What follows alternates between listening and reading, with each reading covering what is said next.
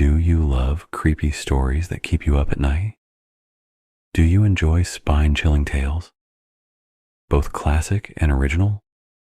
Then you're in the right place. I read terrifying horror stories and write my own, bringing you nightmares in the best way possible. I'm on a mission to hit 50 subscribers, and every single one of you can help make that happen. So, if you love horror, hit subscribe and turn on notifications, because the scariest stories are yet to come, and you won't want to miss them.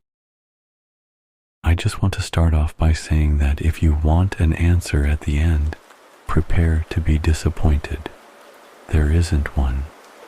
I was an intern at Nickelodeon Studios for a year in 2005 for my degree in animation.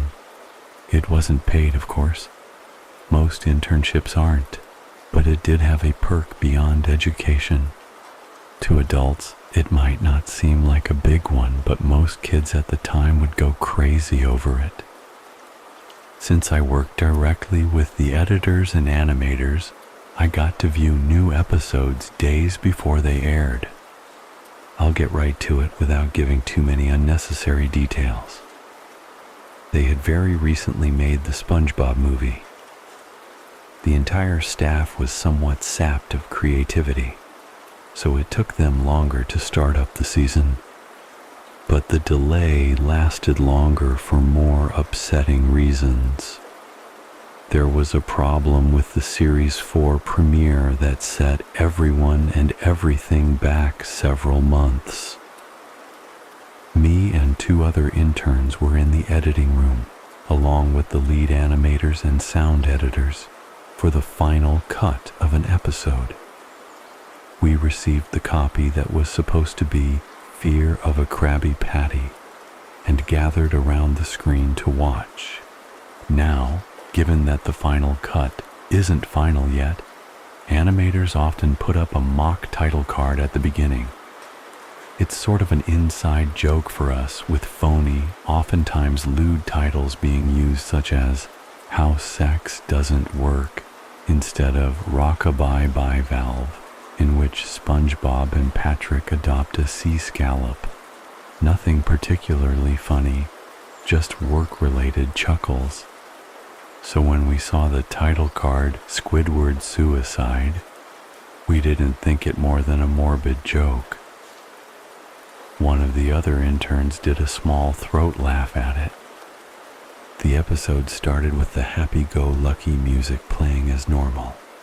The story began with Squidward practicing his clarinet, hitting a few sour notes like normal. We hear SpongeBob laughing outside. Squidward stops, yelling at him to keep it down, as he has a concert that night and needs to practice. SpongeBob says okay and goes to see Sandy with Patrick. The bubble splash screen comes up and we see the ending of Squidward's concert. This is when things began to seem off. While playing, a few frames repeat themselves, but the sound doesn't. It's supposed to be synced with the animation, so yes, that's not common. But when Squidward stops playing, the sound finishes, as if the skip never happened. There is slight murmuring in the crowd before they begin to boo him. Not the normal cartoon booing that's common in the show, mind you. You could very clearly hear malice in it. Squidward's in full frame and looks visibly afraid. The shot goes to the crowd with SpongeBob in center frame. He too is booing, which is very much unlike him. That isn't the oddest thing, though. What's odd is that everyone has hyper-realistic eyes, all very detailed. Clearly not shots of real people's eyes, but something a bit more real than CGI. The pupils were red. Some of us looked at each other, obviously confused. But since we weren't the writers, we didn't question its appeal to children yet. The shot goes to Squidward sitting on the edge of his bed, looking very forlorn. The view out of his porthole window is of a night sky, so it isn't very long after the concert. The unsettling part is that at this point there's no sound. Literally zero sound. Not even the feedback from the speakers in the room. It's as if the speakers were turned off, though their statuses showed them working perfectly. Squidward just sits there in this silence, blinking for about 30 seconds, then starts to sob softly. He puts his hands, tentacles, over his eyes and cries quietly for a full minute more. All the while, a sound in the background is very gradually growing from nothing to barely audible. It sounds like a slight breeze through a forest. The screen slowly begins to zoom in on his face. By slowly, I mean that it's only noticeable if you look at shots 10 seconds apart side by side. His sobbing gets louder and more full of hurt and anger. The screen then twitches a bit, as if it twists in on itself for a split second before going back to normal. The wind through the trees sound gets louder and more severe, as if a storm is brewing somewhere. The eerie part is that this sound and Squidward's sobbing sounded real. It was like it wasn't coming from the speakers, but that the speakers themselves were holes that the sound was traveling through from the other side. As good a sound as a studio likes to have, they don't have the equipment to be able to produce audio of that quality. Below the sound of the wind and sobbing, very faintly audible, something sounded like laughing. It came at odd intervals and never lasted more than a second, so you had a hard time pinning it. We watched this episode twice, so pardon me if things sound too specific, but I've had time to think about them. After 30 seconds of this, the screen blurred and twitched violently, and something flashed over it, as if a single frame was replaced. The lead animation editor paused and rewound frame by frame. What we saw was horrible. It was a still photo of a dead child. He couldn't have been more than 6. His face was mangled and bloodied, one eye dangling over it, popped. He was naked down to his underwear, his stomach crudely cut open and his entrails splayed out beside him. He was laying on some pavement that was probably a road. The most upsetting part was that there was a shadow of the photographer, but no crime tape, evidence tags, or markers, and the angle was completely off for a shot designed to be evidence. It would seem they were the person responsible for the child's death. We were, of course, mortified, but pressed on, hoping that this was just a sick joke. The screen flipped back to Squidward, still sobbing, louder than before, half of his body in the frame. There was now what appeared to be blood running down his face from his eyes. The blood was also done in a hyper-realistic style, looking as if you'd get it on your fingers if you touched the screen. The wind sounded now as if it were that of a gale blowing through the forest. There were even snapping sounds, like of branches. The laughing, a deep baritone, lasted for longer intervals and came more frequently. After about 20 seconds, the screen again twisted and showed a single frame photo. The editor was reluctant to go back. We all were, but he knew he had to. This time the photo appeared to be of a little girl, no older than the first child. She was laying on her stomach, her barrettes in a pool of blood next to her. Her left eye was damaged in the same way as the boy, and she was naked except for underpants.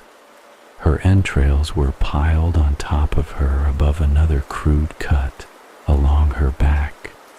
Again, the body was on the street and the photographer's shadow was visible, very similar in size and shape to the first. I had to choke back vomit, and one intern, the only female in the room, ran out. The show resumed. About 5 seconds after this second photo played, Squidward went silent.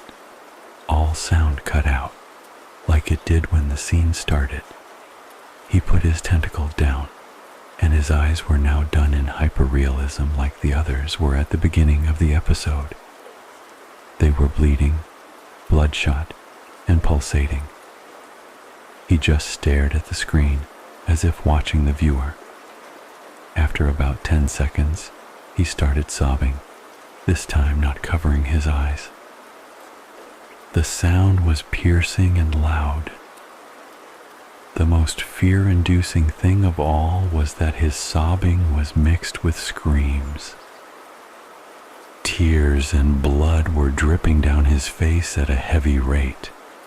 The wind sound came back, and so did the deep-voiced laughing, this time with a still photo that lasted for a good 5 frames. The animator was able to stop it on the 4th and backed up.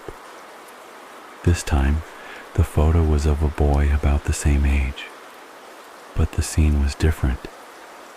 His entrails were being pulled out from his stomach wound by a large hand, the right eye popped and dangling, blood trickling down it. The animator proceeded. The next frame was different, but we couldn't tell how. He continued to the next image, and it was the same thing. He then went back to the first and played them quicker, and I lost it. I vomited on the floor, the animation and sound editors gasping at the screen. The 5 frames were not 5 different photos. They were frames from a video. We saw the hand slowly lift out the guts. We saw the kid's eyes focus on it. We even saw 2 frames of the kid beginning to blink. The lead sound editor told us to stop. He had to call in the creator to see this. Mr. Hillenberg arrived within about 15 minutes. He was confused as to why he had been called down, so the editor just continued the episode. Once the next few frames were shown, all screaming and sound again stopped.